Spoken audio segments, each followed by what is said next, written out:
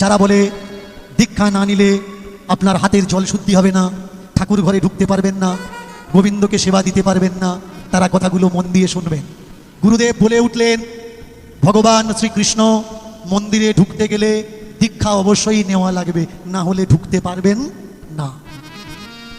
এ কথাটা চরম মিথ্যে কথা। পণ্ডিতের আসনে বসে, গুরু আসনে বসে, পূজারীর আসনে বসে যে কথাটা বলেছে, কথাটা সম্পূর্ণ জালি জচ্চুরি কথা, মিথ্যে কথা। আমি বলছি, কৃষ্ণ মন্দিরে ঢোকার জন্য কারোর অনুমতি লাগে না। কৃষ্ণ হচ্ছেন পরম পিতা, কৃষ্ণ হচ্ছেন ঈশ্বর। এটা আমি বলছি না, কে বলছে? ব্রহ্ম সংহিতা বলছে ঈশ্বর পরম কৃষ্ণ সচ্চিদানন্দ বিগ্রহম অনাদির আদি গোবিন্দম সর্বকারণেরও কারণম। যিনি পরম পিতা, পরমেশ্বর, যিনি আমাদের জন্ম দিয়েছেন তিনি আমাদের পিতা মানে বাবা।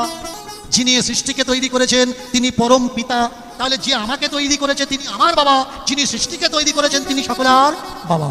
বাবা যে ঘরে থাকে, ছেলেকে ওই ঘরে ঢুকতে গেলে দীক্ষার প্রয়োজন হয় না? আপনাদের কি মনে হয় সেটা অবশ্যই কমেন্ট বক্সে বলে যাবেন।